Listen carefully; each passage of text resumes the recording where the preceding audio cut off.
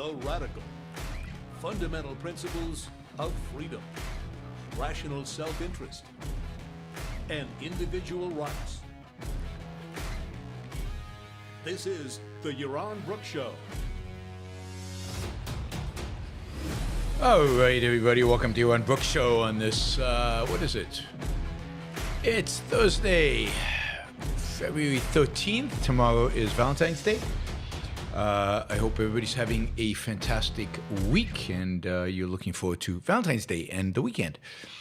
All right, we are going to cover a bunch of different topics today. Inflation, Ukraine, which we talked about yesterday, inflation as well, RFK, plastic straws, we're back to that, CFPB, just the general downsizing, so Doge again, and the question, which I guess has got the internet a flurry, is were the 50s better? Were the 50s better? You know,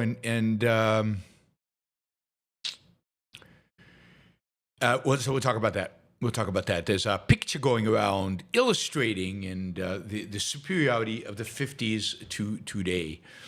And yeah. All right.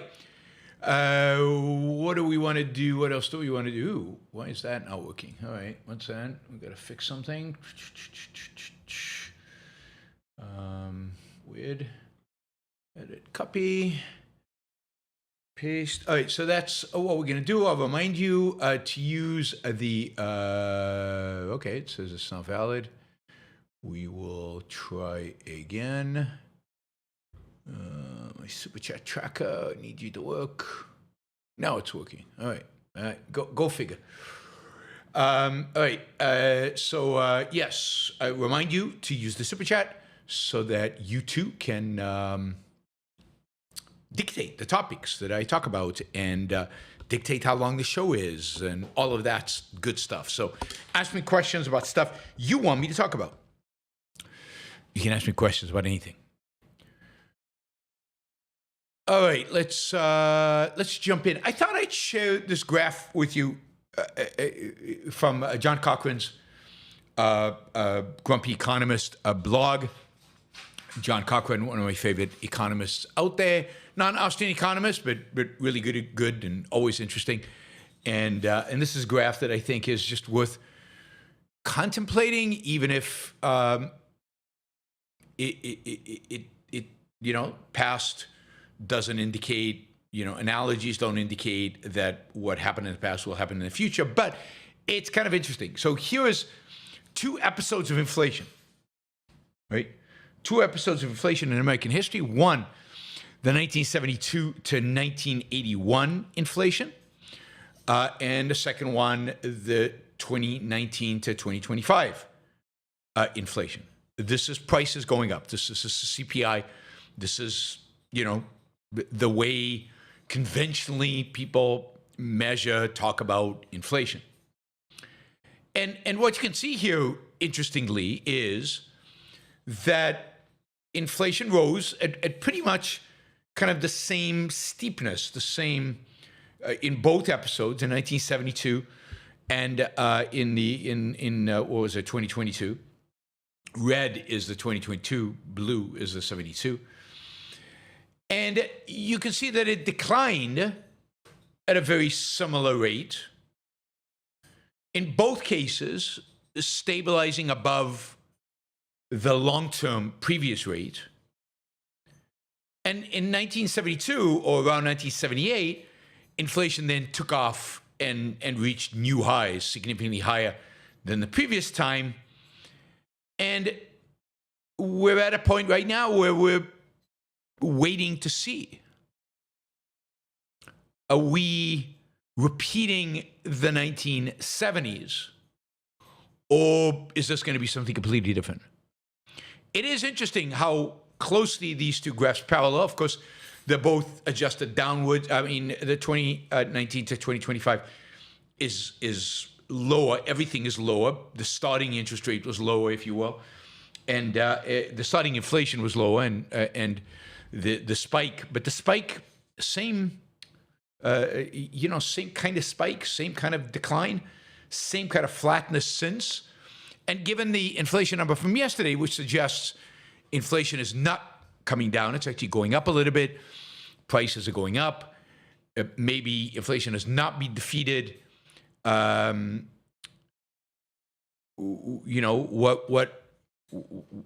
else, right? Just interesting. There's no, again, it doesn't have to follow this path. It very much depends on what the Fed and Trump, federal government, Congress do. I think a lot of as I talked about yesterday, a lot of this is people waiting to see, is Doge real in the sense of actual cutting government spending?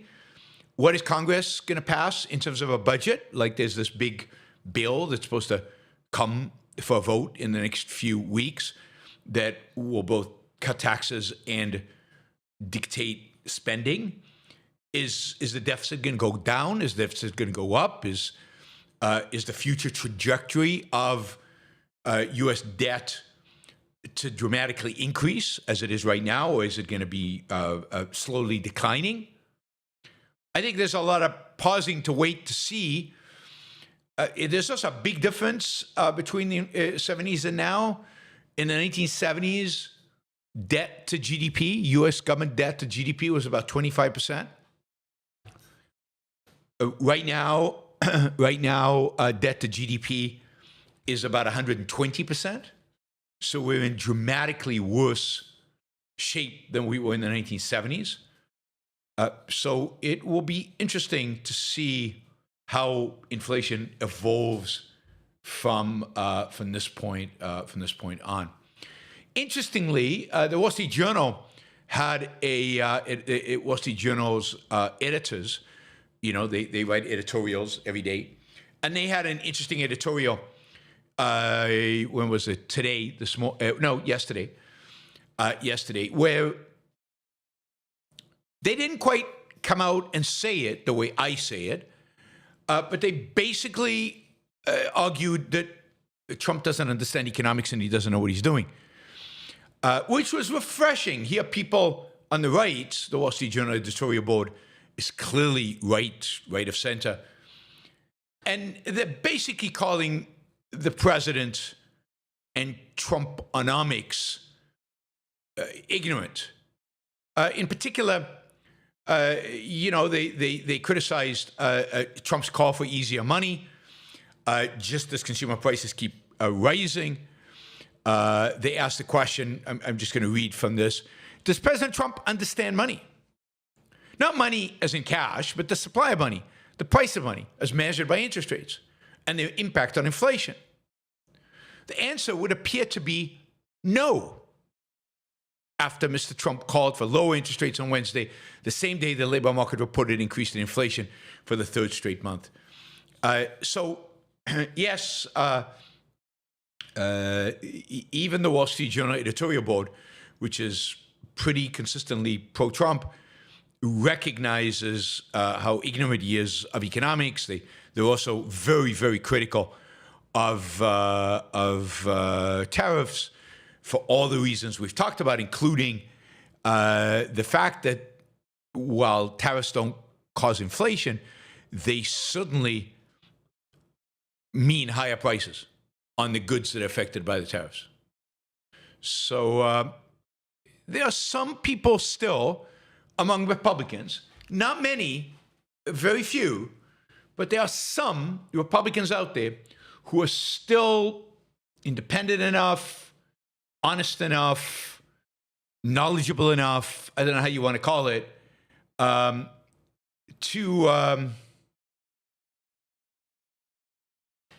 actually call it and to actually recognize the fact that Trump is ignorant of economics, really ignorant of economics.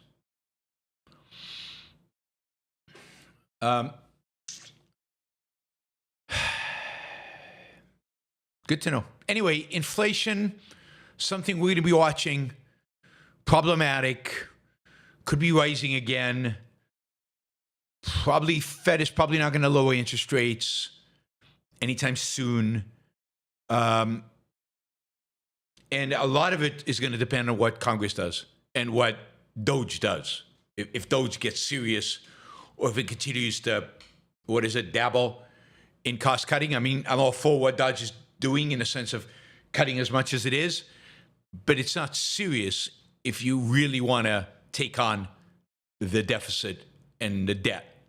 It's like a, I don't know, phase 1, phase 0.5, phase 0.2, I don't know. It's a taking seriously the amount of debt the United States has and where we are. We talked yesterday about the fact that basically the Trump administration, Donald Trump himself and his defense secretary have basically handed Ukraine to Russia. They have completely, they're going into negotiations at the Munich conference. This is a Munich defense conference of European powers. They're going into that conference to negotiate with the Russians, basically haven't given the Russians much of what they want. They basically guaranteed, or they said, they don't expect Ukraine to be a member of NATO ever. They basically said they don't expect the borders to go back to 2014. They basically said that they're basically taking all their negotiating chips away.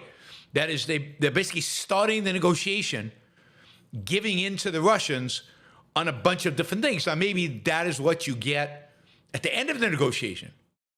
But they're not even bothering to wait. They're giving that to the Russians. They're starting the whole negotiation from a position of extreme weakness.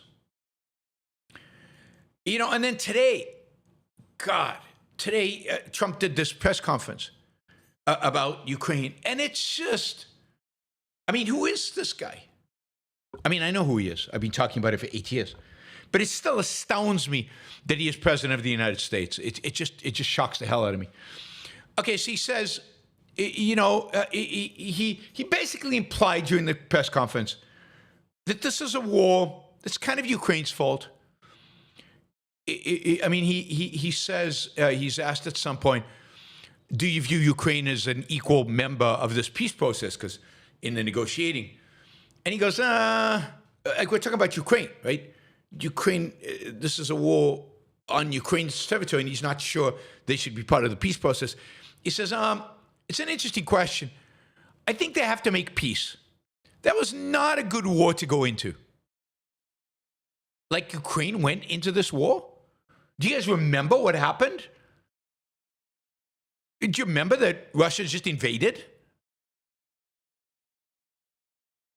So now we blame Ukraine for it. That's a great negotiating position to go in against the Russians. And then he kind of implies, well, look, you know, Russia really fought for this land in Ukraine. They lost a lot of soldiers on this land. I mean, you can't deny the land from them, given how many soldiers they sacrificed for it. They should just keep it because they fought for it. And they died on it. The guy's an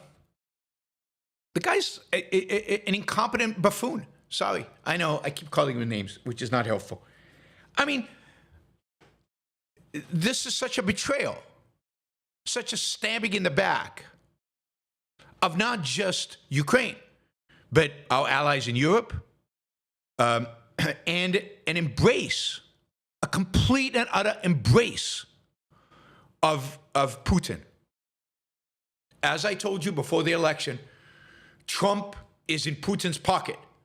Whatever it is that Putin has on him, or whatever it is that Trump finds appealing in Putin, Trump is in Putin's pocket. Trump does what Putin wants him to do.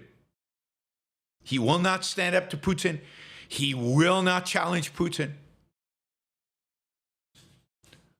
This is Putin's world. It's not America first. This is Russia first. I mean, the ignorance of the war, the ignorance of American interests, the just complete capitulation of Russia,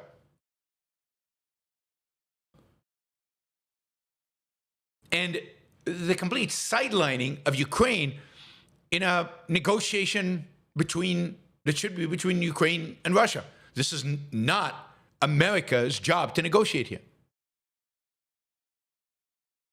I mean, imagine Trump cut a deal with Hamas and sidelined the Israelis.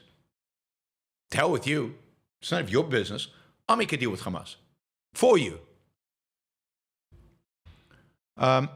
This is emboldening not just to Putin, it's emboldening to Xi. And I don't know. Everybody expected, because Rubio was tough against Russia and pro-Ukraine, and what was it? The emissary that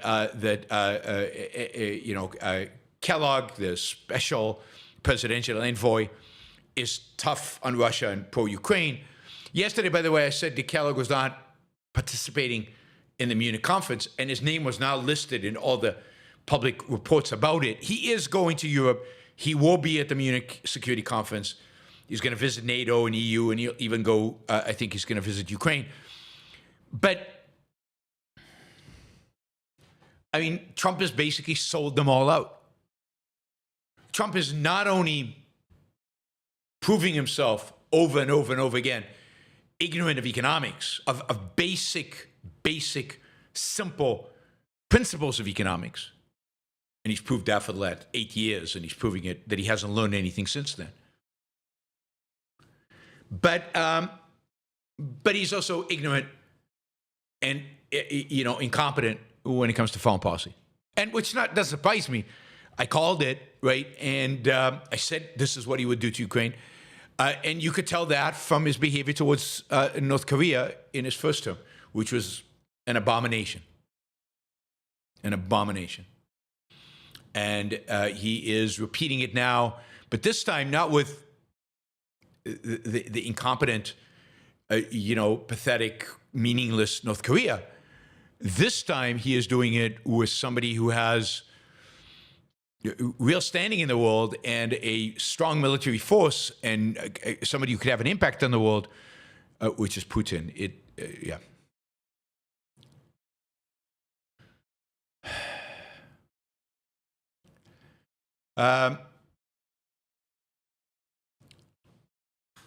One of the things that, the United States seems to have already agreed upon is that there will be some kind of peacekeeping force in Ukraine after this deal with Russia is stipulated.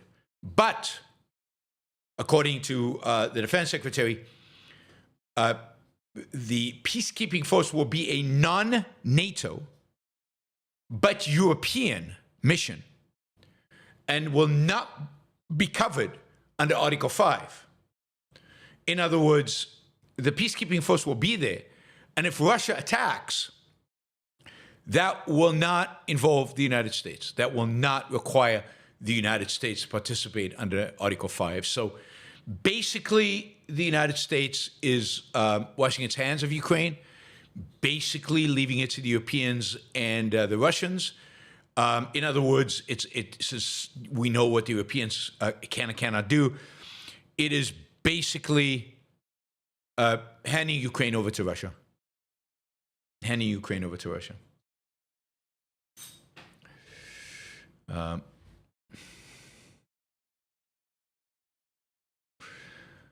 right. So no U.S. troops and no NATO troops. Whatever troops they are, they will be European and not under the flag of NATO. I mean, literally, this is making Russia the winner and the powerhouse. It emboldens China, Iran, North Korea. We will pay the consequence of this. Here's a prediction. Iran making a prediction. We will pay the consequence of this betrayal for decades. For decades. And it could have gone the other way easily. Russia is in bad shape. Its economy is in horrible shape. It's militarily not being successful in what it's tried to do. Ukrainian forces are now occupying a chunk of Russian land. This could go the other way so quickly. And yet, it's better, easier to just surrender.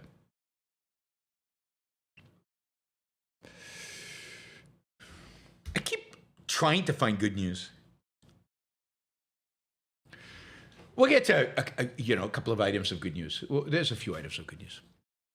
On the bad news front, RFK, I think the most horrible appointment, the most horrible person ever to be head of the HHS, and that's saying a lot, was approved by the Senate, 52-48, not even close. Republicans, everybody think except McConnell voted for him. McConnell seems to be the only Republican with even a semblance of a spine to stand up to Donald Trump. RFK has been confirmed. He will be in charge. Republicans caved completely, even Republicans who typically take a more independent position, like Susan Collins or Murkowski. On this one, they just folded. They gave Trump what he wanted. The Republican Party has become a monolith. It's become, as I predicted, as I've told you for 8 years, it's just Trumpism. It's just Trump. There's no opposition. In that sense, Trump can do anything he wants. The Republican Party will support him. There's a little bit of opposition in the House where some Republicans are demanding actual spending cuts, which neither Trump nor the rest of the Republicans in the House want. But so there's some back and forth, there's some opposition, there's some debate in the House, but in the Senate, it's over. There's just nothing. There's nobody, there's nothing. They're not questioning, they're not challenging it. I mean, there are a number of senators who you would think, for example, would be freaking up over the Ukraine, Tom Cotton, for example, who could be strong voices opposing Trump on the Ukraine issue. I haven't heard anything from Tom Cotton. Complete silence. Complete silence. Even some of Trump's allies, I mean, Cotton is an ally, but there's a bunch of senators who are very pro-Ukraine, anti-Russia. Silence. Not a word out of them. They basically all caved. RFK is a good sign that they've caved. One thing that I saw a couple of news articles mentioning is that the healthcare industry, insurance industry, the pharma, doctors, hospitals, none of them came out with, it came out basically in strong opposition to RFK. There was no lobbying. It's a very powerful lobby when they want to be. Very powerful. No lobbying against RFK by the medical profession. And I think this says a huge amount about what is actually going on here, right? They're afraid. They're afraid. They, they realize that what is happening in Washington is they better behave like good swamp animals. They don't want to piss RFK off. They don't want to piss Trump off. They know how much power RFK is going to have over them. And they can see the kind of monolithic, mindless way in which the Senate is voting for Trump appointees. And they've just basically backed off. They've backed off. They all oppose him. They all know what a disaster for them, for their industry, he could be. But they're hoping to limit the fallout if Kennedy goes through with his plans. He's going to come after all of them. And they want to be able to, they don't want to be singled out as, Kennedy thinking, I'm going to go after these guys first because they lobbied against me. They're just playing it super safe. And it's also, an indication of how authoritarian I think this administration is, and how fascistic or authoritarian the power that Washington now has and has had for a long time over their industry, over every industry. They have to be very careful, because otherwise the alligators in the swamp will come after them. Yep.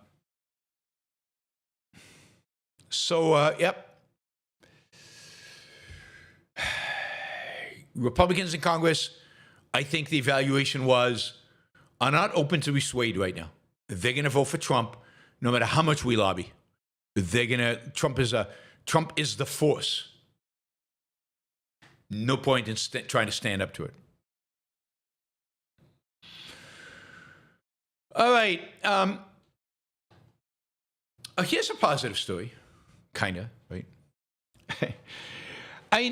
Trump signed an executive order basically saying, reversing a federal ban on plastic straws. And basically reversing that, and particularly stating the so-called evil of paper straws. I mean, I'm glad somebody is defending the plastic straw out there. We needed that, right? This is what the executive order actually said. This is the level at which the swamp now, and under Biden, and now with Trump, it gets into the details of our daily lives. Through executive order, not through regulatory action, just executive order. Quote, plastic straws are often replaced by paper straws, which are non-functional, use chemicals that may carry risks to human health, are more expensive to produce than plastic straws, and often force users to use multiple straws. Oh my God. Additionally, paper straws sometimes come individually wrapped in plastic, undermine the environmental argument for their use. So it's great to see a principled defense of plastic straws, finally. So the Free Press has a little article with a little bit of the history of this attack on plastic straws, which is nutty, right? Environmental nuttiness. It started, the attack on plastic straws, I didn't know this. It turns out it started in 2011 when a Vermont 9-year-old, this is from the Free Press, Milo Kress, came up with an arbitrary number for how many plastic straws Americans use daily. He figured it out, he says, by calling up straw manufacturers. He calculated that Americans use 500 million straws a day. It turns out that's a number completely pulled from the air. Nobody can verify that number. It's a big number. And as a big number, that's good. He started scaring people. I mean, the 500 million straws a day number is being cited by the New York Times, the Wall Street Journal, the Washington Post, and pretty much everybody else. And over the last 14 years, this issue of plastic straws and plastic more broadly has become the biggest environmental issue anybody talks about. States and cities have banned the use of plastic straws. You can't get them here in Puerto Rico. Basically, plastic has been banned. Most plastic stuff has been banned. I noticed in hotels when I travel, in a lot of states, they don't have the plastic laundry bag anymore. It's some kind of other material. They're banning plastic cutlery, plastic cups. And so there are, there are many states have gone along and banned this. And then, of course, Biden signed an executive order banning it at the federal level. Now, it turns out that, this is all just made up. The plastic straws, the 500 million number is fake. I don't know that anybody knows what the real number is, but the 500 million is fake. And of course, the environmental damage, the so-called environmental damage, the damage to human health, you've got a plastic spoon in your head, quantity of plastic. It's all It's all, BS.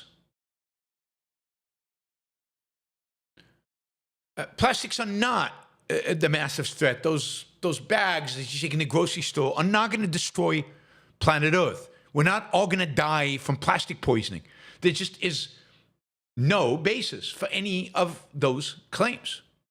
And indeed, the replacements are often worse than for the so-called environment, whatever the environment is. It's not even anti-industrialism, because the replacement often require more industrialism than the plastic. It's anti-convenience, anti-human comfort. It's anti-human, really, convenience. Think about the plastic bags, single-use plastic bags. They required that you replace those with thick tote bags, and they would lead to less waste. But now you've got these thick tote bags that are being thrown out. They're thick instead of really, really thin plastic. It turns out that the tote bags have to use an organic cotton 20,000 times to offset the impact from actually producing the bag. The bag, you'd have to use the tote bag 20,000 times. Sorry, you'd have to use the tote bag 20,000 times to offset the so-called environmental impact of producing the bag. The tote bag probably has a bigger environmental impact. Again, I'm putting all this in quotes because I don't know. I don't think there is such a thing. Whose environment? What impact? What are you actually impacting? Who's suffering? I mean, the real suffering is the stupid tote bag. I love the plastic bags. They're so frigging convenient. What is the point of all this? And of course, the reality is that air pollution is way down. Water pollution is way down. We live in some of the healthiest, cleanest environment, probably the healthiest, cleanest environment human beings have ever lived in. And we're obsessing about plastic straws and plastic bags. And if you actually look at who pollutes, again, depending, plastic, let's say plastic pollution, the United States is insignificant on the global scale. It's mostly China, Indonesia, Philippines, Vietnam, Sri Lanka, Egypt, Thailand, poor places. In Asia that are discarding lots of plastics. So the whole thing, like most of the environmentalist stuff, is just blown out of proportion, scare the hell out of people, cause them to change their behavior, all in the name of being anti-human. I think that's what it is. It's not even anti-industrial. It's anti-human.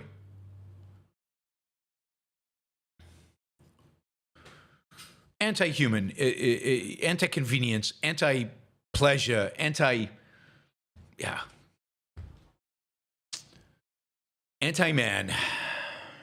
All right, thank you, Barry Weiss, for giving us some of the stats on these. What did I just do? Sorry, 1 second. How do I get that back? I'm not sure. All right, so be it. That is plastic. Okay, CFPB. I mean, maybe one of the best things Doge and the government is doing right now is it really, really, really, really is limiting the CFPB. Now, ideally, CFPB would be shut down. For that, you would need legislation. It's part of Dodd-Frank. CFPB is one of the, I've told you this over and over again over the years, nastiest organizations in Washington, D.C. The economic benefit of just getting rid of it would be tremendous. What Trump is basically doing is he's keeping it because he can't get rid of it. He can't shrink their budget because their budget comes from the Fed. It doesn't come from Congress or the executive. It comes from the Federal Reserve.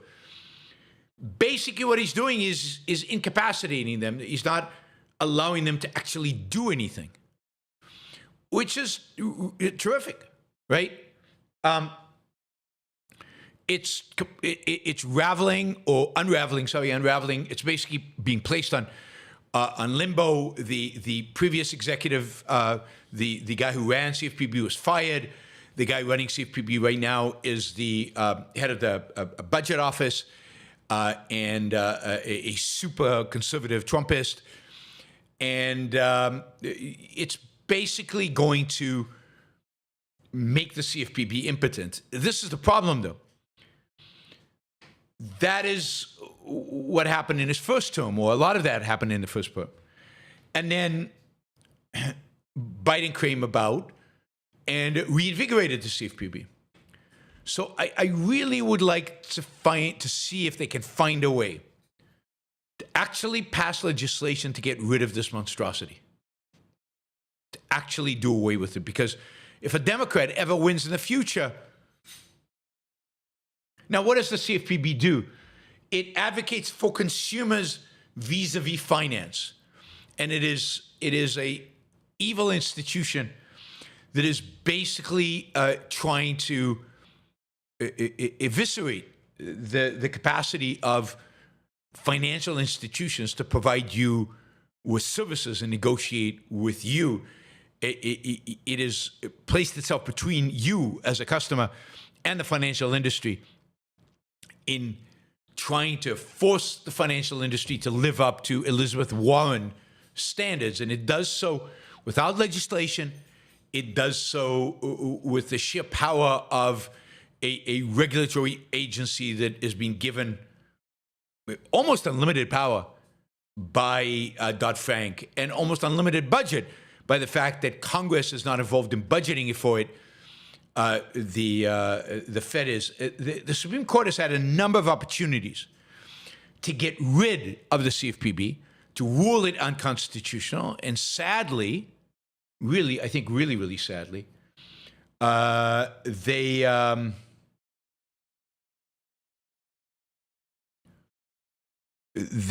failed. They did not actually do it.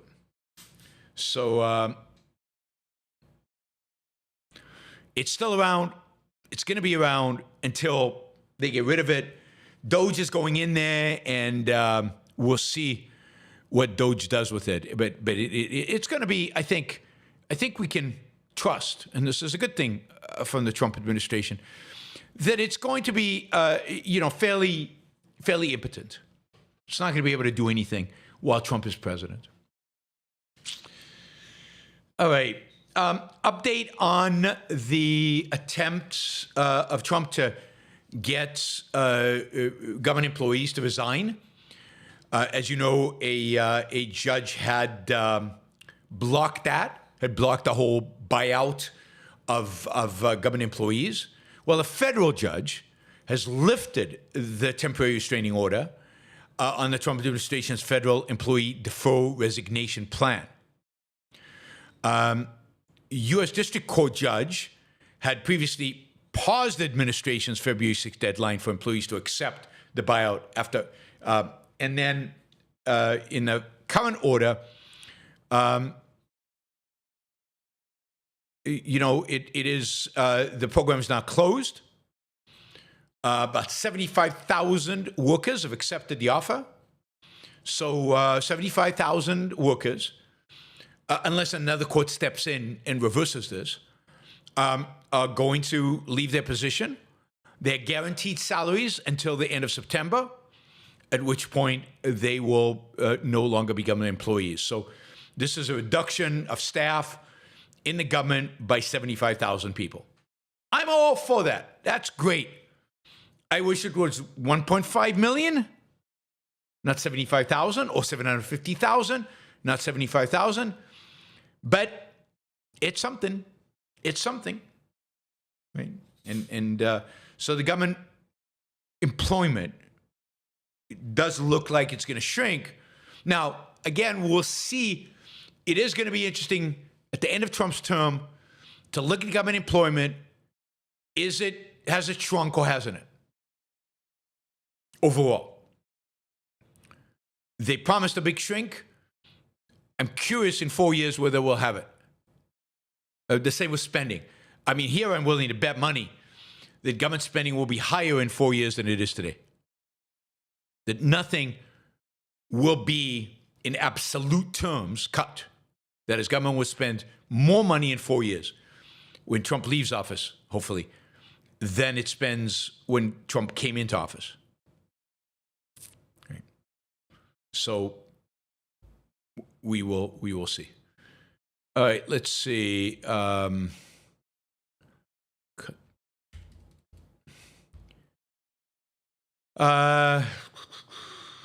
few smaller items of just general interest and stuff we've talked about in the past. So this is just filling you in.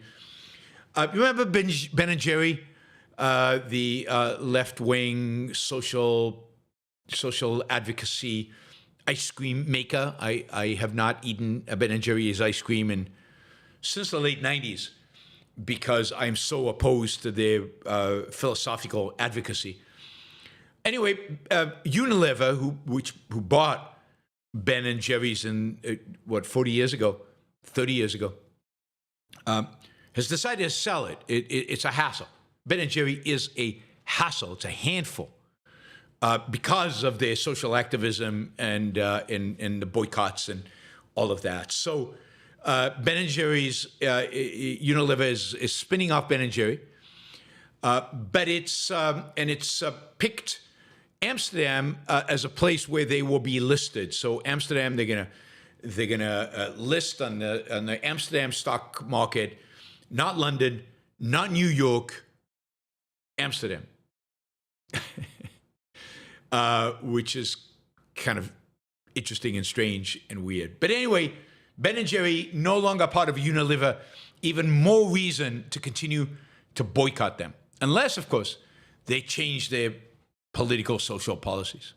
Do you remember yesterday? I think it was yesterday. We talked about Elon Musk's bid for OpenAI. He put a bid in $97.4 billion to buy OpenAI. Well, today, his lawyer said that he would withdraw the offer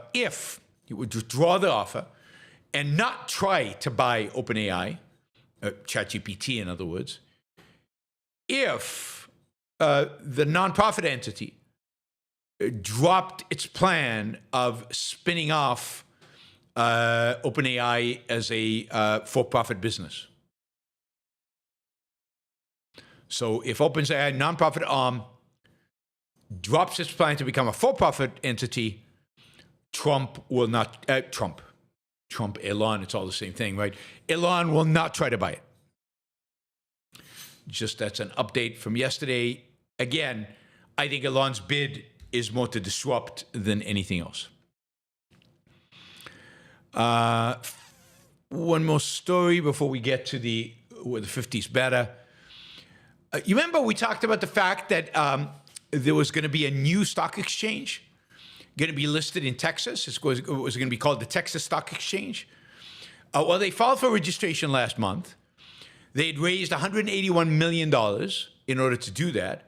And they're planning to launch the stock exchange in 2026. And, well, in a sign of the competitive nature of stock exchanges, I guess, although I'm not exactly sure the advantages, disadvantages here. But anyway, the New York Stock Exchange is launching a branch in Texas.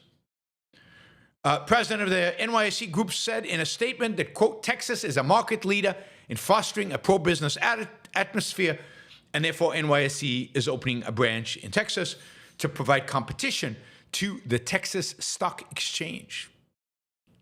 Competition has not gone away. It's still out there, still exists. People are still competing. Well, one more thing I'll just say, and that is about Gaza quickly, and that is that Hamas is now indicating that it would release the hostages on schedule on Saturday, probably, that supposedly they have gotten guarantees from Israel that Israel will abide by the ceasefire agreement. I know everybody will give Trump credit for this, but I think that's silly. I think Hamas doesn't want the war to restart. They know the consequences of that. They're going to play their hand to the fullest. They want to postpone. They want to basically do everything they can to reestablish themselves in Gaza, which they are doing. The longer, the better. They're only going to release 3 hostages. They're not going to release the 72, which Trump demanded, or the 9, I think 9 or 17 or whatever, the Israel demanded. They're going to go back to the regular schedule. So a lot of this is huffing and puffing and making a lot of noises. But we're back on the regular schedule. We're back to the point where what is phase 2 of this ceasefire going to look like? What is Israel going to do? And what does Trump actually want versus the huffing and puffing in public and the pressure on Israel? Where does Trump land up in the end with all of this? So we'll just wait and see. Again, I thought resuming the war was the right thing to do, but at the same time, I also recognize that 3 hostages will be freed, their families will be happy. That's all good, right? This isn't, this is Hamas just living up to the so-called agreement that they had, and they forced Israel to come to the negotiating table and commit themselves to the kind of level of aid and the number of tents and all this stuff that Israel had committed to, and according to Hamas was not fulfilling. And now I think Israel's convinced them they are fulfilling it, or they will do it. To view this as a weakness of Hamas, I think would be a mistake. This whole deal, the whole negotiation, the whole structure is a symbol of the weakness of Israel and in the U.S. and the actual strength of Hamas. The fact that they can grab the West by the balls, basically. Okay, so there is this post put out there, and I'll show you the picture that this post depicts. The picture's kind of cool. Let me see, where is this? I think it's there. There we go. There's the picture. A wholesome family in the 1950s, getting ready for dinner to be served, the kids smiling and happy, the father relaxed and smiling, the mother watching over all of this and making sure it's all functioning correctly and smoothly, smiling away. And James Lucas, is here saying he's got 651,000 followers, 652,000 followers, saying, life in the 50s was amazing. Was amazing.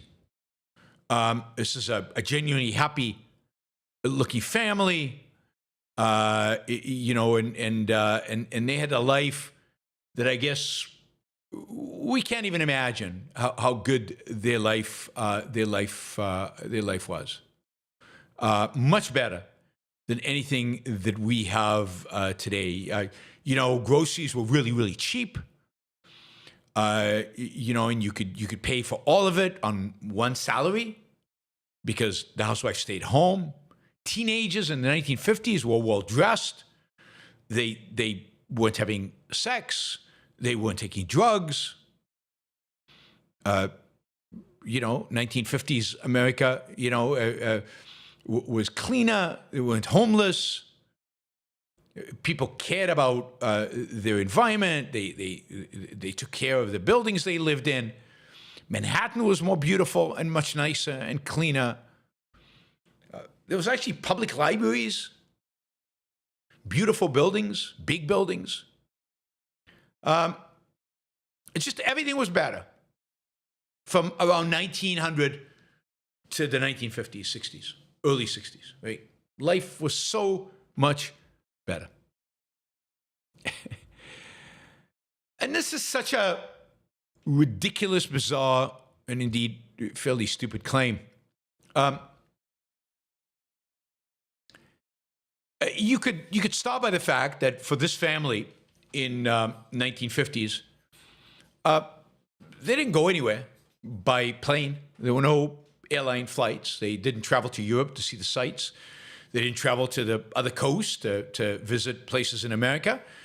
Maybe they drove if they could, but the car that they drove, they had one car, not more than one car, was probably rust. Was probably would break down on a long car trip. It would rust out at 90,000 miles. It was almost very unusual for cars in that era to last kind of the 200,000-300,000 miles that cars today have. They had no long-distance calls. If they called long distance, it cost them a fortune. Maybe the groceries were cheaper. Long-distance calls were unbelievably high. If the father was a traveling salesman, he might not talk to his wife or his kids for days and days and days, potentially weeks, because of the cost involved, and might not see them for very long. The summers were hot, sweaty, and brutal. There was no air conditioning. And they actually lived in a small house. Houses in the 1950s, average house of a new house in 1950 was 983 square feet. 983 square feet for a family of four. Just to give you an example of the difference. 2 years ago, 2023, the average new home size was 2,230. So basically, homes back then were, less than half the size of homes today. Half the size than homes today.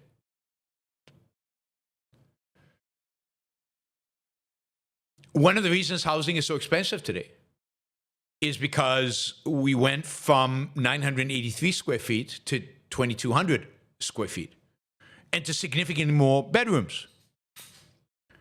It used to be that 2 bedrooms or less was where, 20% of Americans lived. Now it's 9%. 4 bedrooms or more is today about 50%. 4 bedrooms or more. 4 bedrooms or more. We have fewer kids, but many, many more bedrooms. And 3-bedroom homes, which used to be like 65% as in the 70s, are now 43%. So 2-bedroom homes down, 3-bedroom homes down, 4-bedroom homes way up from just over 20% to 48%. So yeah, a big difference in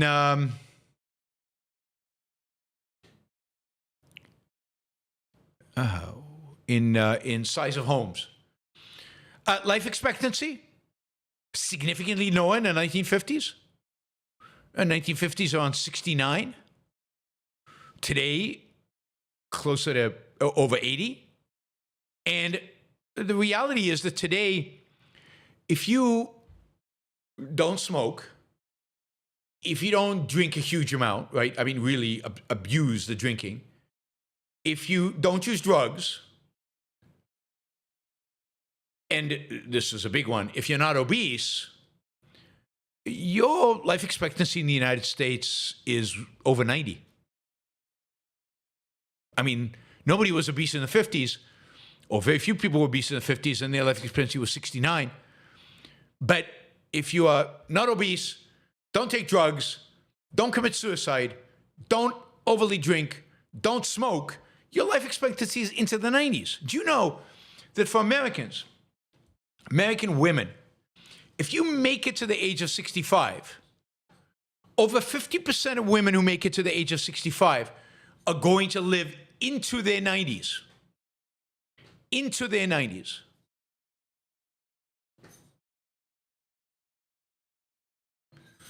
So, yeah, there was a greater sense of freedom, but I'm not even convinced completely of that.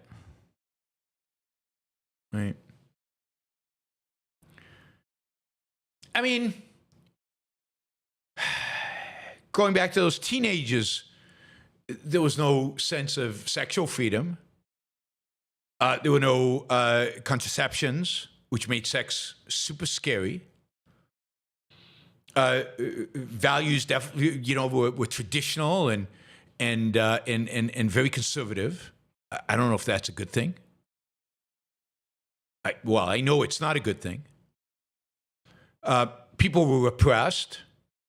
And even when it comes to freedom, certainly, the interest that you got from the bank was determined by the government. The price of a ticket on an airplane that when you flew anyway was determined by the government. The shipping costs of freight across the country, if you moved homes, was determined by the government. There were so many things that were determined by the government. So yeah, there was more freedom. One of the measures of that freedom is interesting. We've talked about this in the past. We'll talk about it again in one of the shows soon, is mobility. Americans were much, much more mobile in the 50s. Americans, the people who used to move the most in the world, we moved all the time. Within the same city, out of the city, between states, all over the place. Move. Today, we barely move. That sense of freedom, that sense of mobility is gone, which is sad. Really, really, really sad. And disruptive. So, we're not going to the best jobs, the most productive. We're stuck. Generally, here's an interesting stat. I can't remember what it was. People who've never left their hometown, people who've never lived outside of their hometown, voted for Trump by a margin of 26%. So Trump's, people who have moved very rarely voted for Trump in overwhelming numbers. So the frustration, the fear, the hate, the angst that led people to vote for Trump and explain much of the Trump phenomena have a lot to do with immobility, stagnation, personal stagnation. Stagnation that I think is to a large extent self-inflicted. But yeah, it's true, we didn't have environmentalism. Government was a lot smaller. We didn't have the Department of Education. We didn't have the EPA. We didn't have, most of the regulatory agencies didn't exist. So certainly there were areas in which things were better, but no iPhones. Do you know that back then, women had a really, really hard time finding a job that was not as a secretary or a teacher? Women could not open their own checking account?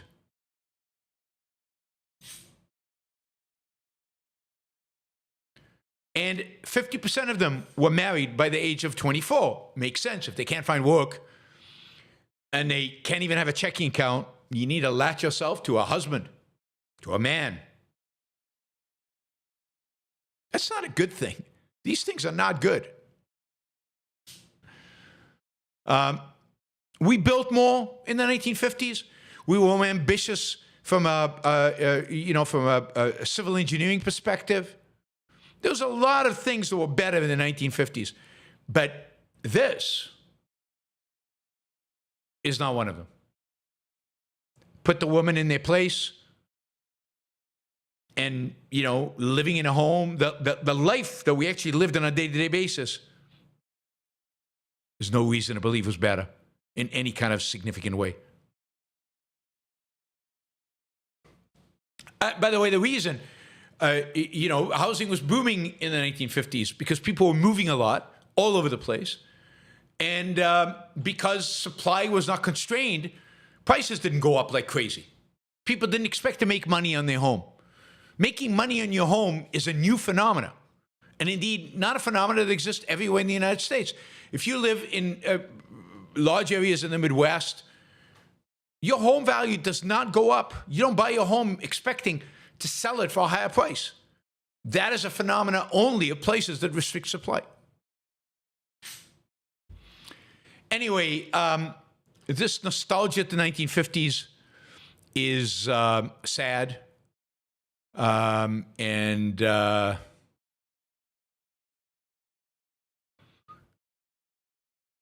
really pathetic. And, I think that it's, instead of saying, here are the things that were better back then: freedom, size of government, no environmentalism, no bad ideas weren't as bad. What the conservatives would like us to focus on is, I don't know, family, place of women were put in their place, and there wasn't a lot of sex going on, and I don't know, people were better behaved, and the quality of our life today is so much better in so many dimensions. So let's fix the things that need fixing, like shrinking government dramatically. That will do it. That would do it. And having a better ideas. That's always the case. We need better ideas today, just like we needed better ideas in the 1950s. So stop being nostalgic and to be nostalgic for the 1950s, you would have to be pretty old today. I mean, baby boomers can be nostalgic to the 1950s, but these are not baby boomers. These are people who didn't live through the 1950s. All right, let's see.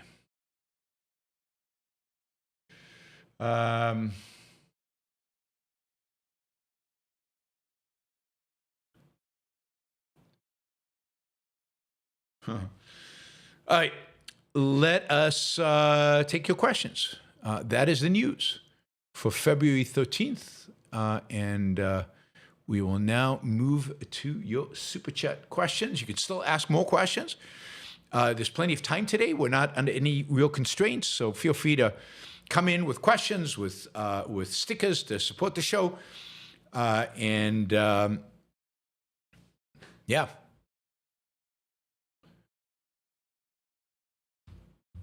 Let's see. Move that there. All right, before we get to the Super Chat questions, let me remind you that we have two sponsors for the Yaron Brook Show. One sponsor is the Ayn Rand Institute, which is running a conference, Ayn Rand conference in Austin, Texas, at the end of the month, and where there's going to be a deep dive into the philosophy of objectivism. You're all invited. Register. There's a fee, but you'll get amazing courses by Greg Salamiri and Ben Baer, and a number of our young fellows are going to be there speaking. It'll be a great opportunity to meet up with other objectivists and to have a chance to interact with our faculty, our Ayn Rand University faculty. So you can register for that conference by going to aynrand.org/start here, aynrand.org/start here. Alex Epstein is also a sponsor of the show. alexepstein.substack.com. Alex provides the best, most coherent, most valuable analysis of what is going on in the field of energy, what is going on with climate change and with fossil fuels. He gives you talking points. He will, I guarantee it, make you a far better communicator, than you are today. So check him out, alexepstein.substack.com. William says, was there toothpaste and floss in 1950s? I don't know. There was definitely toothpaste. I don't know if there was floss. Generally, I think tooth decay was much bigger of a deal. I don't know. I ate more sugar in the 1960s than I do today. But I'm not sure children today probably eat more sugar than I did in the 1960s. They probably eat generally more than I did. But remember, life expectancy, much higher today than it was back then. Even with the drugs, the alcohol, the obesity, and everything else, it's still much higher at birth. Never mind if you avoid the really bad behavior then you're likely to live into your 90s. All right. Reminder to support the show. Patreon.com. Patreon.com. Just look up Yaron Brook Show. Become a Patreon supporter. It's a monthly support. It's incredibly valuable to me because it's consistent. It's predictable. This show is made possible from your guys' contribution. The sponsorships help, but the dominant 95% of the revenue that makes it possible for me to do this show comes from you guys, the listeners to the show. So please, consider supporting the show. Consider providing value in exchange for the value you get from listening to the show. I assume you get some value from listening. Otherwise, why would you listen? I guess is the point. So please consider supporting the show. Patreon's a great way to do it. PayPal's another way where you can become a monthly supporter. And of course, if you're here live, and we have 150 people on YouTube and 284 on Twitter, you can come over to YouTube if you're on Twitter. You can use YouTube feature, the Super Chat or sticker to support the show. Super Chat allows you to ask a question. A sticker is just support without a question. Either way, it's great. We have targets. A target for a 2-hour show is $500. It's basically $250 an hour. We achieved our first hour's goal. We're up to $262 now. So we now have $238 to go for the second hour. Hopefully, that is something you will do. You will support. You will embrace. All right.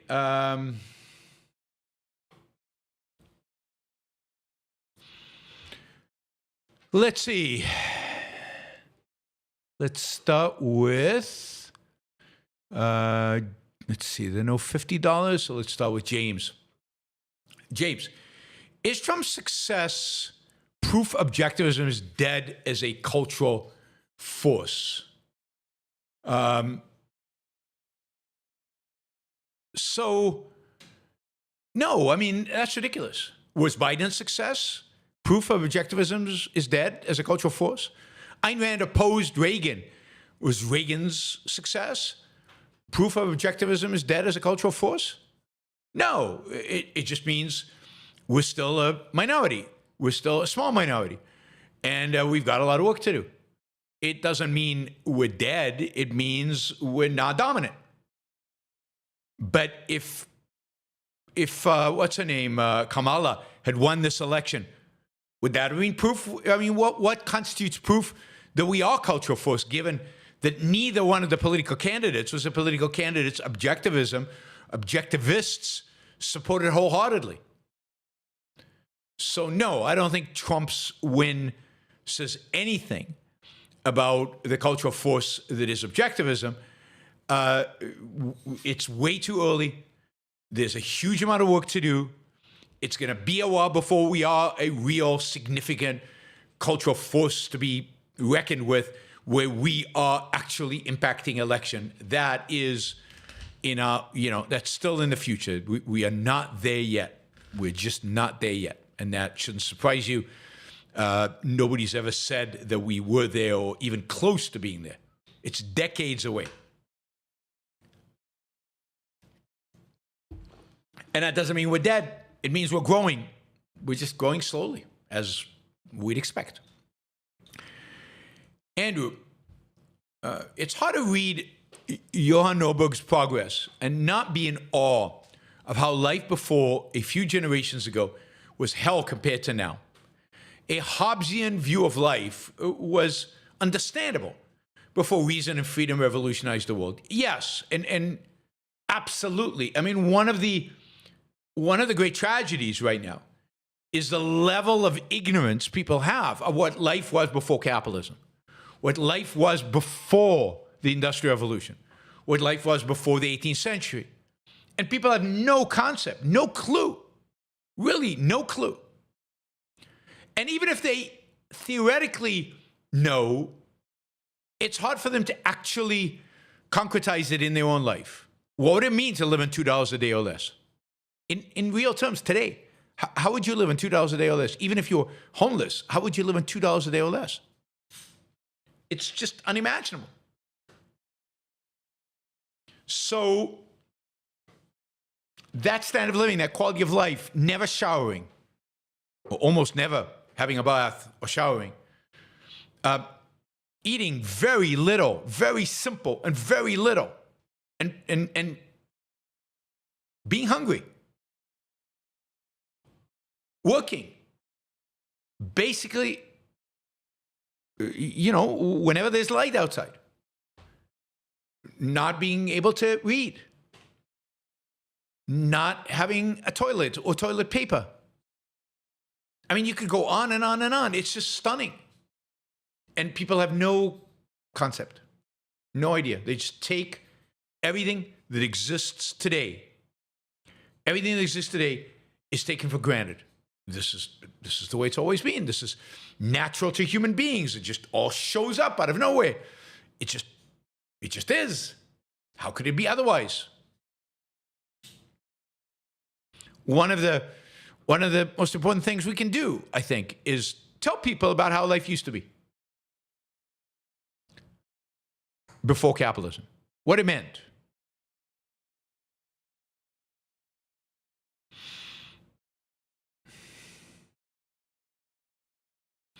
Barbara, thank you, Yaron. Your shows directed to your viewers' intelligence are refreshing, even if the news sucks. I am feeling despair at the proposed remake of a Munich Agreement of 1938. Yeah, I know. I mean, I think despair is the right thing. I think this is true even of my audience. I don't think people realize how big of a betrayal this is and how evil an enemy, how evil a thug Putin is, and how popular he is. That is, how many of the elites in Russia support him, or if anything, think he's too moderate. So the kind of culture, the kind of world, the kind of people we're emboldening with this act is pretty nuts. I got your email, by the way, Barbara, and I'll actually be spending some time in Lisbon in August. So if you're around, maybe we can grab some coffee. Truth shall set you free. What do you think of flat tax that Rand Paul proposed? He also wanted to eliminate property taxes. Yeah, I mean, I'm all for a flat tax. I haven't seen the specific proposal by Rand Paul. I'm more in favor of a sales tax and the repealing of the amendment that authorizes the income tax. I think a sales tax is better economically and easier to put in place and creates fewer distortive incentives. But relative in comparison to the existing tax code today, a flat tax that's simple, that everybody can basically pay on a postcard, like what's his name? Steve Forbes proposed decades ago. No deductions, no exemptions, no nothing. You made so much money, you pay a certain percentage, and that's it. Yeah, I'm incredibly pro that.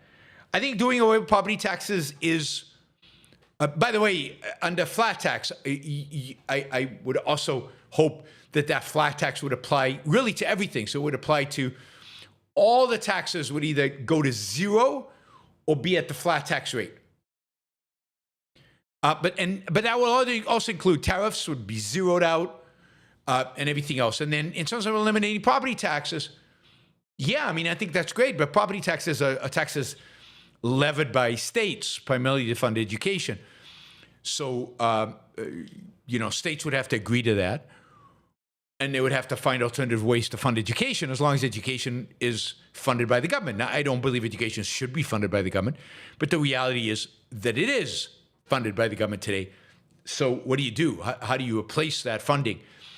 What do you replace the property tax with? or do you just cut spending? And of course, that's true of all these tax cuts. Much, much more important than taxes is spending. Much, much more important than taxes, than cutting taxes, is cutting spending. And that's what needs to be done. That's what needs to happen. Silvanos, the very presence of the 60s counterculture revolution speaks to how repressive the 50s were. Yes, and how intellectually corrupt the 50s were, that the professors of the 50s created the hippies of the 60s. That is, the professors of the 50s were Marxists, real Marxists.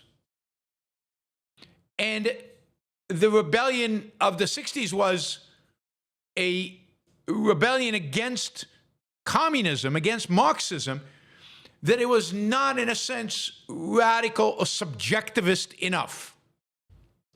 This is the rise of the new left. You know, the old left was anti-reason in the name of reason, and he was anti-capitalist. And the new left said, we need to abandon reason completely, and we need to abandon capitalism, but we also need to abandon communism in the name of egalitarianism and in the name of complete and utter subjectivism. And that's the hippies. You can see that in Ayn Rand's talks, articles on the new left versus the old left, the anti-industrial revolution. So the old left, the 50s left, was pro-industrialization. The new left of the 1960s was anti-industrialization, anti-every element of capitalism, including industry, in the name of hugging trees, in the name of the so-called environment. So much, much worse, intellectually, ideologically. And it's the 50s that set us up for that. All right, Wes just came in with a sticker for $50. As I said, you too can come in and support the show with a sticker. Mary Aline has done it. Thank you, Mary Aline. And let's see, who else? I'm just going through the list of people to see who else did stickers. No, not there, not there. I think that's it. We're short on stickers today. You know, you can come in with Mary Aline, I think, did another sticker. She did too. Yes, there's Mary Aline again. 2 stickers for Mary Aline. But you guys should come in with stickers. You don't have to ask a question. Oh, Silvanos started us out with a sticker way in the beginning. So he was indeed the first. So please consider doing a sticker. You can do $1.99, $2.99, any amount, just to show the support for the show. There you go. Eyal just did $2.50. Robert just did $1.99. We could do, 100 $1.99s is $199, which would get us past our goal for the second hour. So important. So again, thanks, Wes, for the $50. That really, really helped and moved us forward to where we need to be. And there's Lynn doing $20 and RDF doing $5. And yeah, we're chipping away nicely at our goals. All right, Shazbot. One of the reasons I would like to live longer is so that I know what happens in the future. Yes, I agree completely. It's basically my primary reason for wanting to live longer is I'm just curious how this all works out. And of course, that's really wanting to live forever because whenever we reach the point of, where I'm about to die, there's going to be a future then. I want to know what happens then. So, but yes, I'm just curious. It's like, if I die, it's like you stop reading in the middle of a novel. That's not fun. That's not good. You want to keep going. All right, we're on a roll here with stickers. We got Lynn for 20 and RDF and Silvanos and Supikask and Colleen and Paul all coming in anywhere from 99 cents to 20, the whole range in between. So you too can participate.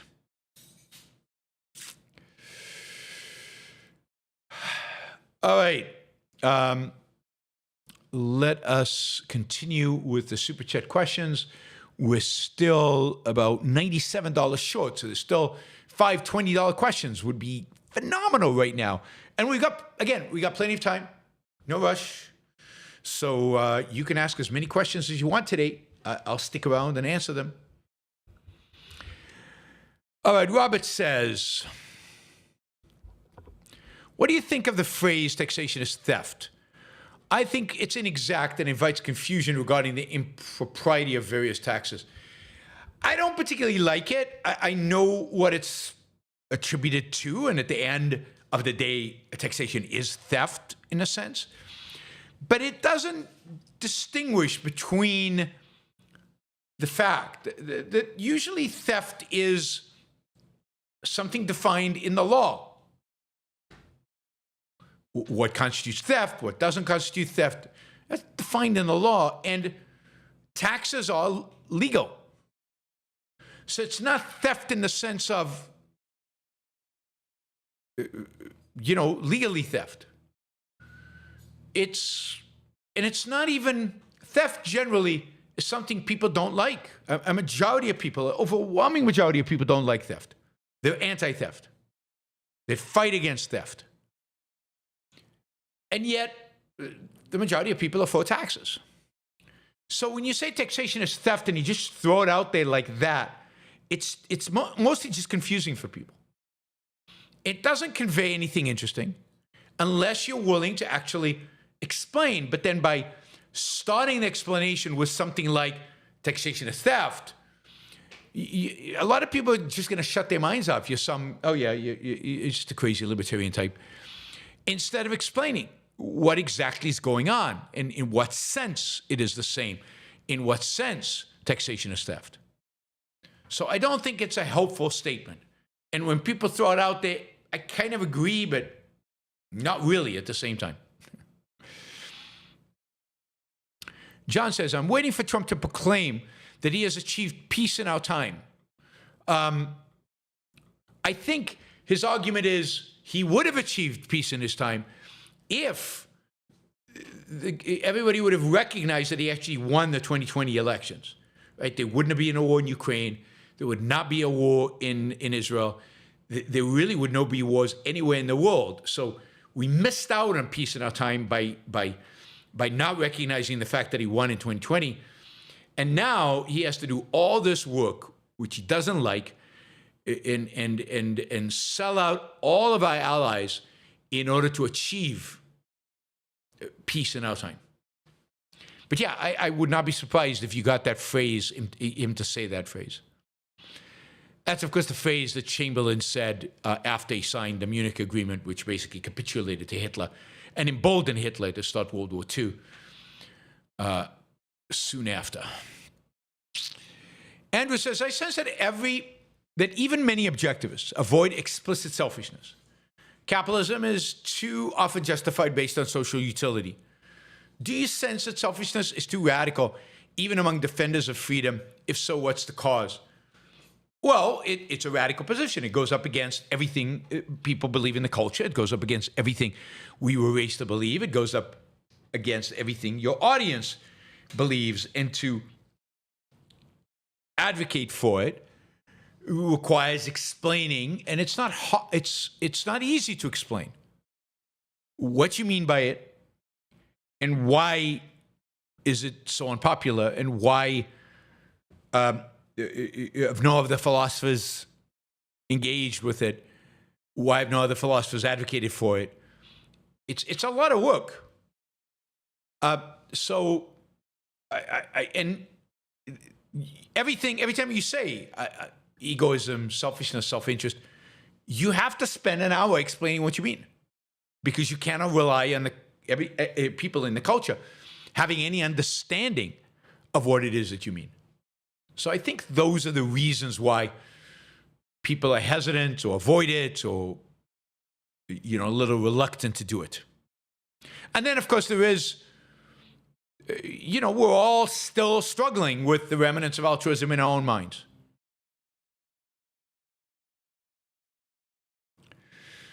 Truth shall set you free. Problem is our taxes is being used for things we don't need. Plus our dollar is taxed 6 to 8 times over. which is why dollar, in my opinion, is losing value. Your thoughts? No, I don't think either of that has anything to do with it. Even if all the taxes were used for things that people needed, they would still be wrong. It would still be immoral to take from some and give to others, even if the people who are receiving get something they actually need. So the morality, the legitimacy of taxes doesn't come from whether they provide something that somebody needs or not. They come from whether they're using force and coercion, whether they are being taken by force, whether they are or not. And of course, whether the government is exceeding its responsibility to protect individual rights or not. It shouldn't be doing anything other than protecting individual rights. And then you say our dollar is taxed 6 to 8 times. I don't see it as 6 to 8 times. The dollar is taxed 2 to 3 times. I'm struggling to see where it's taxed more than 3 times. You're taxed on your income, you're taxed on capital gains, and you're taxed on a sales tax. That's 3 times. But I don't see how that's connected to the dollar losing value. And indeed, it depends how you mean by the dollar losing value. It's definitely losing value in its purchasing power. But that doesn't have anything to do with taxes. That has everything to do with the supply of money and the printing of money and the distribution of money. And then if it's not losing money against other currencies, it is losing money against gold. But again, that has to do with the supply of money, not with taxation. Not with taxation. Debt taxes, you're taxing the money that was taxed as income and was taxed as capital gains. So it's a third tax. I don't see how it's an 8 or 9 tax. Gift taxes, same thing. Your gift tax is not also taxed as a debt tax. Those taxes are applied to different dollars. Your property taxes, again, apply to money you spent on the property that was taxed once as income. So it's a second time you're taxed. So any given dollar is not taxed more than 3 times. Your state taxes and federal taxes, but remember that for most people, unless you live in a very high state tax environment, you get to deduct your state taxes from your federal taxes. So you're not paying double. Now, in California, you do. Okay, so in California, it's 4 times. Still not 8 or 9. Still not 6 or 8. But the real loss of value has to do with inflating the money supply. William, Rand's essay, The Poor Peddlers, is relevant at all to the talk about USAID and foreign aid in general. No real question. You're on fire today. Yeah, I mean, but the Poor Peddlers is relevant to everything. The Poor Peddlers is relevant to USAID. It's relevant to, why some Poor Peddlers are not arguing against RFK and some are for RFK. It's relevant to every action of government today. That is, it's relevant to every aspect of the mixed economy. Once you have a mixed economy, the Poor Peddlers are everywhere. Inside the United States, outside the United States, even people who typically are just productive human beings and don't want to have anything to do with Washington become Poor Peddlers because that's the only way they can defend themselves against the onslaught from a mixed economy, from a mixed economy government. So yeah, Poor Peddlers is relevant as ever, more so than ever. And thank you about me being on fire today. I'm always on fire, always. Apollo Zeus. As life is the standard of value and flourishing, would it not be in our best interest to get together to fund businesses which specialize in life-enhancing and life-extending research and development? Yes. Yeah, absolutely. But that's exactly what venture capitalists do. There are plenty of businesses like that out there. You can find a variety of different ways to support them. by buying their products, by investing in them, by seeding, providing seed capital, lots of different ways in which you can support this industry that is extending and, more importantly, improving human life.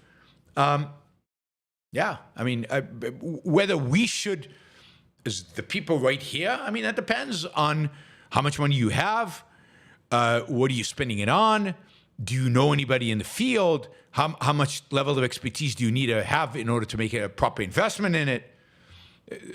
That is a more complex question, but yeah, people should be investing in it, and people indeed are investing in it. Apollo Zeus, West is best. Thank you, Apollo. Zomi, Gallant said in a new interview that Israel had the opportunity to fully eliminate thousands of Hezbollah members with the walkie-talkies. In October 2023, Bibi said no. Weak. Yes. Bibi said no repeatedly. They had the ability for years, and he waited and waited and waited, and finally, I think finally they decided they were going to take on Hezbollah fully and completely, but it was late. They could have eliminated Hezbollah as a threat as early as October 2023. They knew where Nasrallah was. They could have killed Nasrallah. Everything they did, they could have done 10 months earlier. Now, it's good that they did what they did, but earlier would have been better. Saved more lives, prevented people from having to leave their homes, lots of stuff.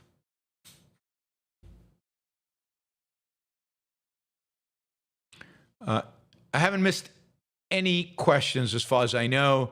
There's just a long list of them. I'll get to all of them in the order they were asked. But remember, I always answer questions of $20 or more first, and only then questions of $20 or less. So if you're in a hurry and you need to have your question answered quickly, then make it a $20 question.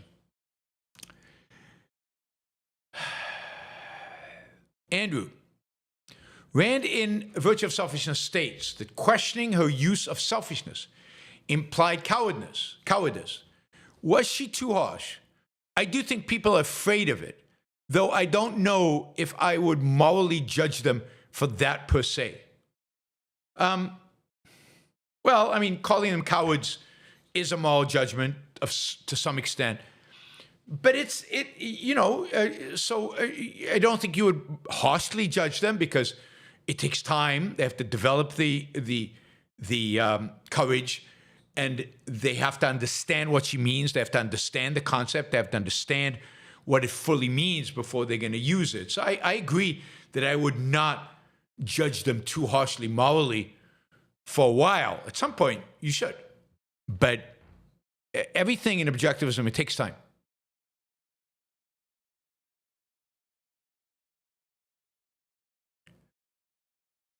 All right, Cook. California is doubling down on plastic bag bans. I'm not surprised. California's nuts about these things. Environmentalism is out of control in California. And it's not good. By the way, so is Puerto Rico.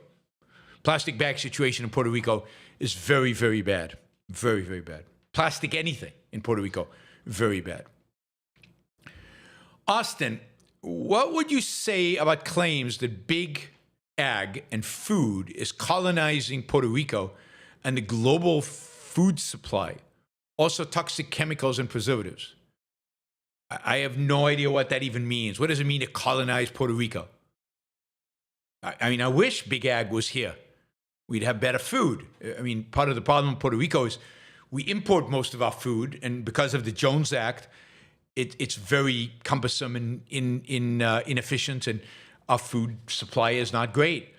And we don't have a lot of local food because big ag is not here. So I don't know what it means to colonize. Big ag should go everywhere in the world and produce massive quantities of food. If you don't like the food that big ag produces, don't buy it. It's very simple. There are plenty of options. There are plenty of alternatives here and all over the world. I'll also say, You couldn't feed all the people in the world without big ag. It has lowered the cost of food to such a degree that people can eat. And now we have the problem of obesity. But that's a problem of self-control. It's not a problem of big ag. And if it's a problem of demand. If we switched our demand to different types of food, big ag would follow. Big ag would produce the kind of food that we would want. I'm not worried about toxic chemicals and preservatives. There's very little evidence in any of the literature that the kind of chemicals used to grow food and the kind of preservatives used in our agriculture have much or anything to do with our health.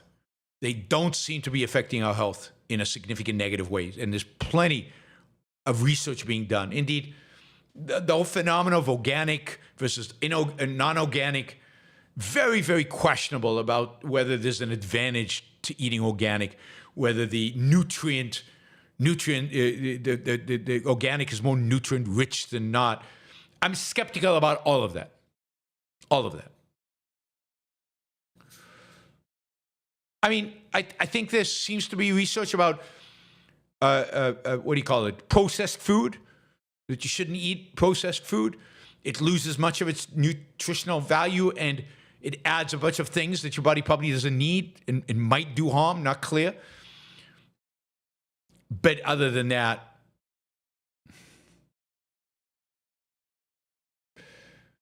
all right. Thank you, Austin. Andrew, one of Trump's motives, in addition to attention, power, lust, is cynicism.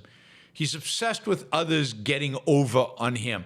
He's a conspiracy monger. He fights against fraud, not for a positive agenda. Yeah, I don't know if that's cynicism, but he's definitely constantly, it's all derived from his low self-esteem and his a lack of confidence, is that he's always thinks that somebody's pulling something over him. The Canadians are stealing our stuff. And that leads him to constantly be on the defensive and constantly try to explain his losses with crazy ideas.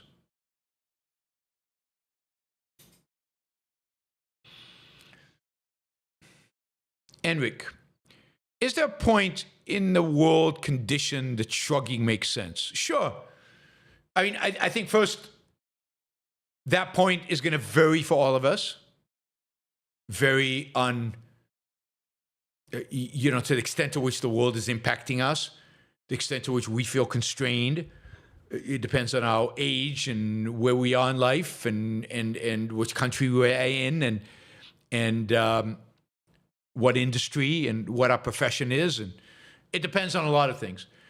But in terms of the world, certainly when free speech goes, some form of shrugging is appropriate. Hasn't gone yet. Austin, why is healthcare so expensive? How do you know for sure that a free market would make it affordable and universal? Well, I don't know what universal means, and I don't care about universal. Is food universal? iPhones universal? Is homes universal? I mean, universal is not the standard by which I go by. Now, affordable? Because I know. Because I understand how markets work. I know how industries work. I know how producers and businesses work. And I know that in a free market, quality goes up and prices go down. At least prices go down per unit of quality. You see that in every market out there. The only things where prices go up and quality goes down are things where the government is involved. Education, healthcare, housing to some extent, anything that is affected by zoning. So there's nothing about healthcare that makes it unique, that makes it different.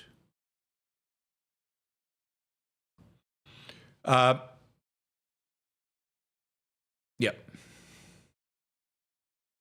So I understand the laws of economics. I understand the laws of markets.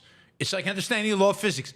How do you know that things, that the next time you drop the apple, it's going to fall? How do you know how fast it'll fall on Mars? Maybe on Mars, it'll fall a different, because I know the laws of gravity, and I can extrapolate to Mars. I know the laws of business and economics. I can extrapolate from every other place the markets work to healthcare.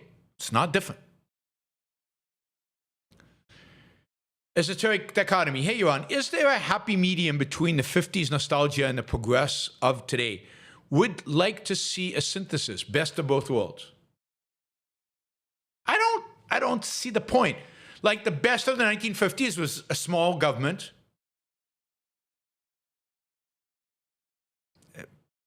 That's about it. I mean, there's nothing interesting. I mean, I'm a big promoter of progress. Big promoter of progress.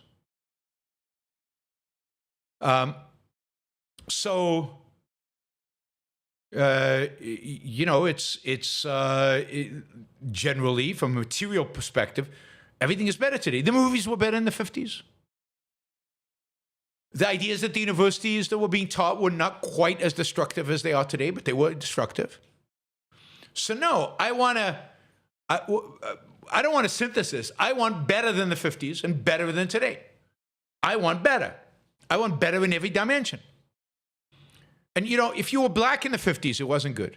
If you were a woman in the 50s, it wasn't good. If you were gay in the 50s, it wasn't good. If you were an entrepreneur in the 50s, not as good as today, particularly if you were engineering oriented. But Americans were more mobile, more entrepreneurial. And again, the government intervened less in important ways. There were no environmental regulations. But there's also less being produced, a lot less being produced, and of lower quality. So I want abundance of stuff and of freedom. And that's not the best of both worlds. That's better than everything. In terms of treating women or gays or blacks, I don't want a synthesis with the 50s. I want to get rid of the 50s.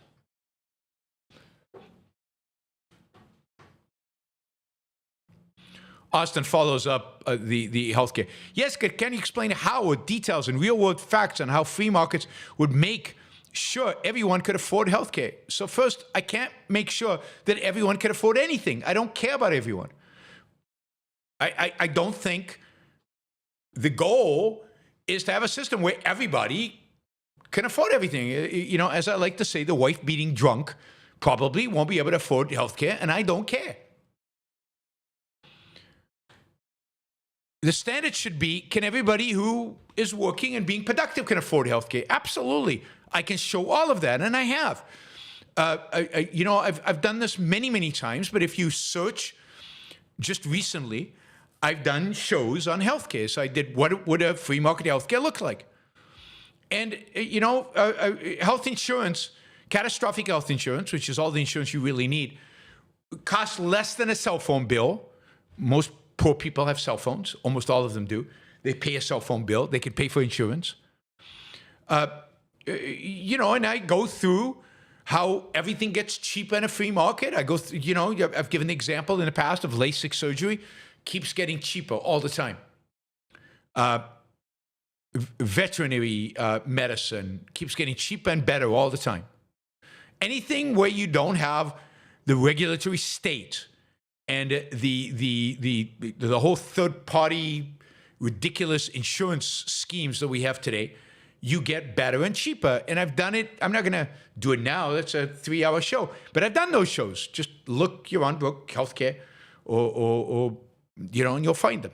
I've explained all that. So I didn't realize you wanted me to explain in detail right then and there for $5 in 3 minutes how it all works. But it's all explainable. It's all doable. Austin says, why is food so expensive at the supermarket? Solutions. Food is not expensive at the supermarket. Food is cheap at the supermarket. Americans spend a smaller percentage of their income on food today than they probably ever have. I mean, unless you shop at Whole Foods. It's not expensive on a per hour basis, per hour of work basis. It's not expensive. Now, to the extent it's more expensive than it should be, just check out groceries per hour worked in America. Let's see if we can do that on the fly. Because that's how you should measure it. How many hours do I have to work to get the groceries that I need in order to feed my family? Groceries per hour worked, USA.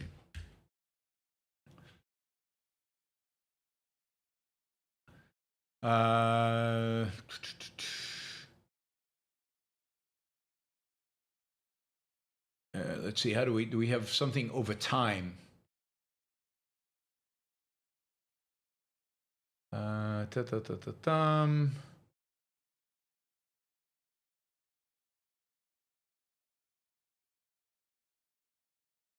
Yeah, I mean, you have to find, I think Cato has the human, what do you got it?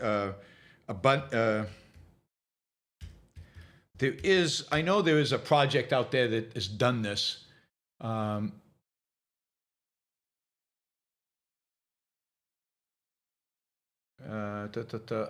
Anyway, I can look it up sometime and get it to you. But no, groceries are not that expensive. They're more expensive than in Spain, but we also make a lot more money than in Spain.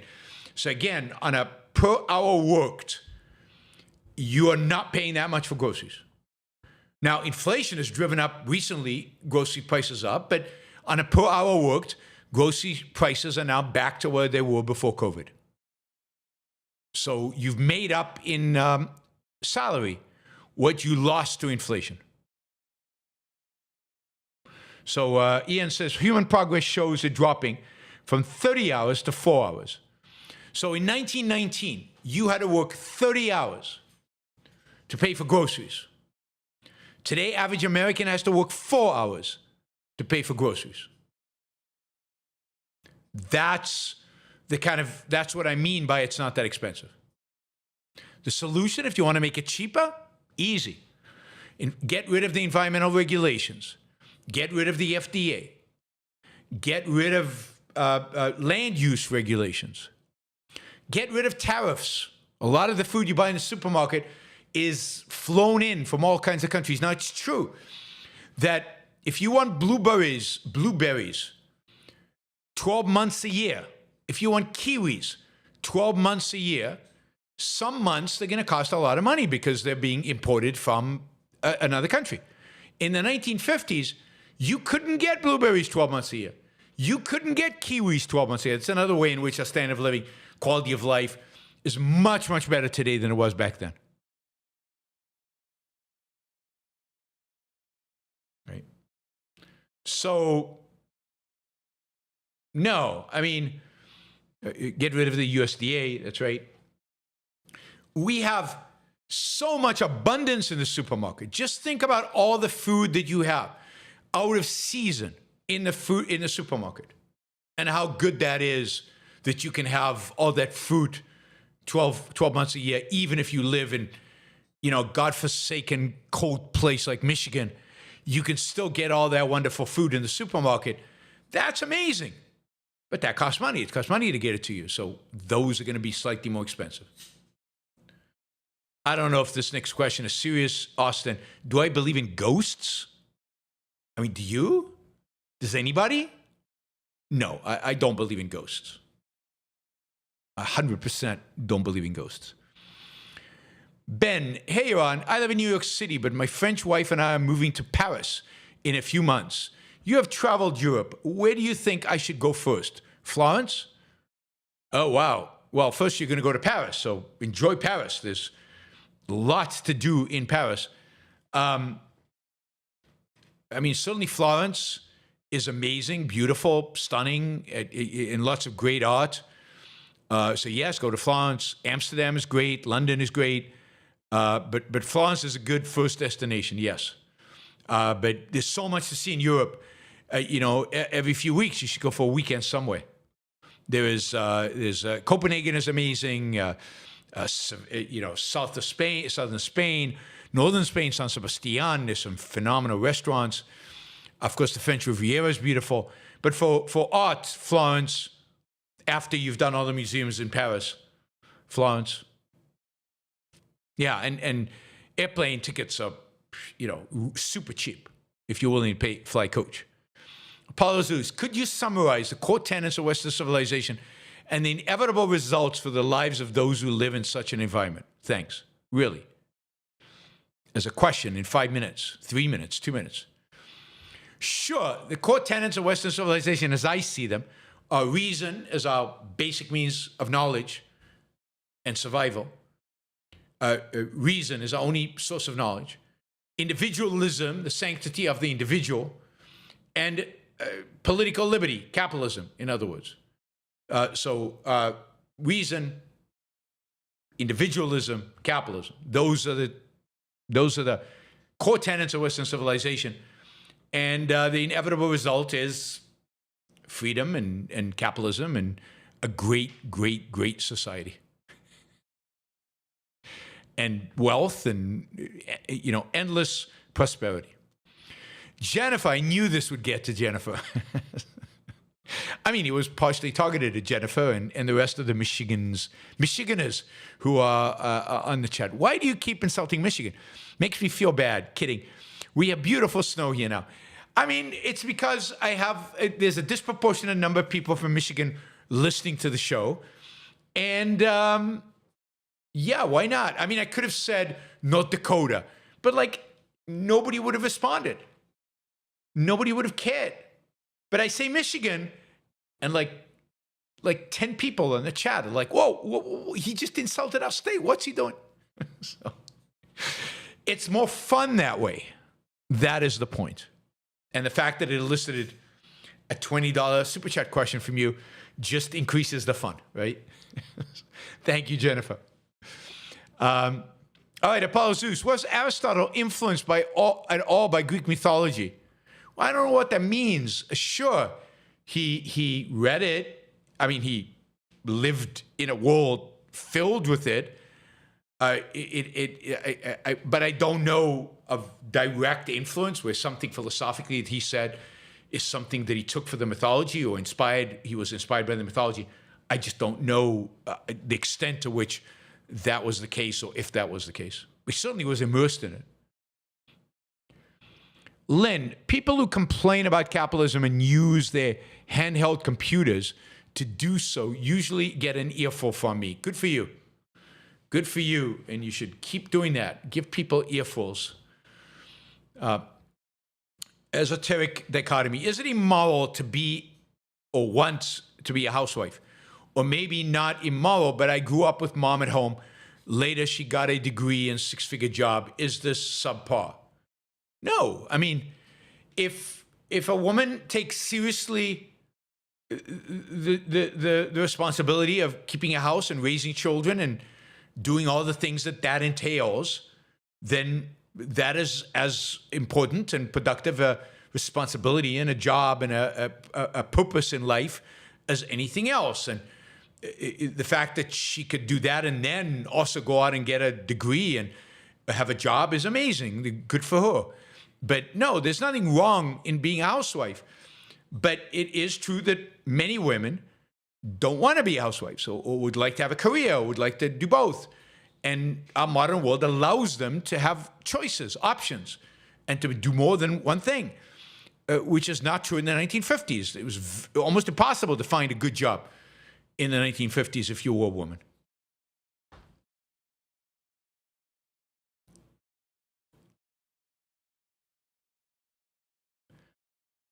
Peter Rothlein, thank you for interviewing Robert Zubrin. I'm amazed by how good he is at what he does and how sound his ideas are, even without objectivism. Yeah, it is amazing. There are people like that, particularly in particular fields, that are very, very good, even without. I mean, civilization couldn't have come to where it is today if people had to have objectivism to be good.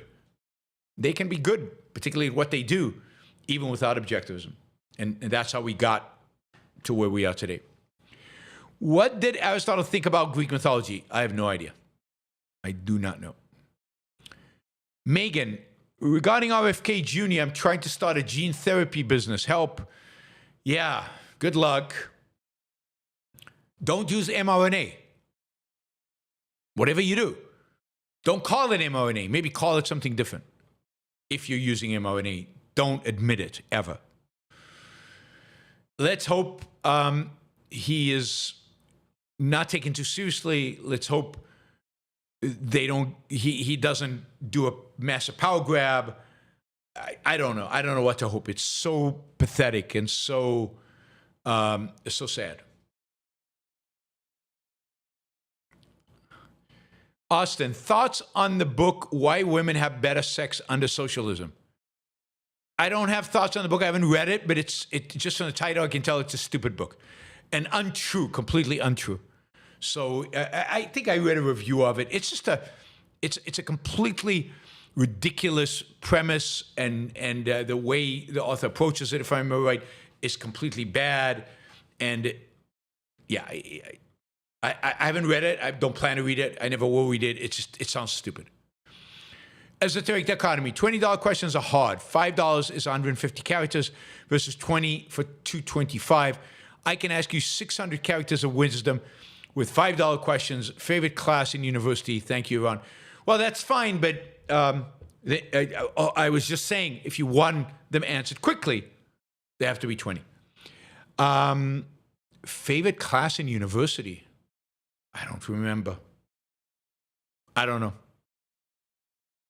Something in finance, probably. Yeah, I don't remember. I can't remember stuff like that. Life at university was a long time ago, and I don't dwell on that past. Neo, what's the consequence to the West if Putin wins? Well, I think more war, and gradually the West becomes more like Putin, which I think is what's happening already. That is more authoritarian, more conservative in the negative sense, more religious, more authoritarian. So I think Putin's influence will grow. Right-wing political parties in Europe will grow in influence and become more and more like Putin because they will view him as a victor. I think they already do. The United States will become more like Putin's Russia. And that means Western civilization disappears, slowly fades away, and is replaced by a, regressive, reactionary ideology that is anti the three anchors, pillars, tenets of Western civilization: reason, individualism, and capitalism. Esoteric dichotomy. To make a $20-ish show today, I like your payment model of $20 getting priority and more time given per dollar amount. Feels fair trade. Thank you. Thank you, Esoteric dichotomy. Really appreciate the support. Austin, aren't zoning and building codes important? No, the zoning in particular, but so are building codes. Very, very, they make housing expensive. They make the supply of housing in short supply. They restrict the ability to experiment in terms of city layouts and city design and neighborhood design and neighborhood layouts. They've caused a huge housing shortage and crisis in the United States. But it's not just housing; it's the inability to build mixed use and skyscrapers and a lot of other things. So zoning is one of and they have reduced mobility. They've reduced the ability of Americans to travel or move from state to state, which has far-reaching consequences to entrepreneurship, to business formation, to a lot of other things. Building codes are significant in reducing innovation in building. There should be codes developed by builders, by insurance companies, by banks who fund the building. The state has no business in zoning, in telling you what you can and cannot build and where you can build it or not. So, but a lot of Frank Lloyd Wright's buildings would have never lived up to the existing building codes, although structurally they're completely sound.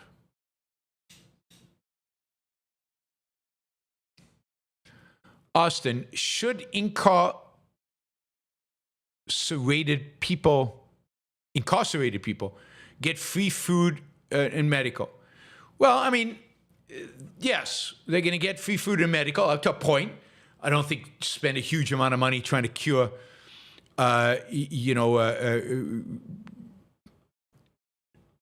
awful diseases, but they should, while they're in jail, while they're separated, they should at least be fed and given basic medical care. And if they have money, by the way, then they should be billed for all of that. They should have to pay for it. If they don't have money, they get what the state provides. If they do have money, they should be billed for it. Andrew, do you objectively think people should care what you spend Super Chat money on? Your understanding about it, but it's like leftists complaining that a company profits too much if it's excessive. No, I mean, I don't think people should care what I spend the money on because what they're paying for is the value they're receiving. And if they're not receiving a value, don't pay. And if you are receiving a value, you probably should pay.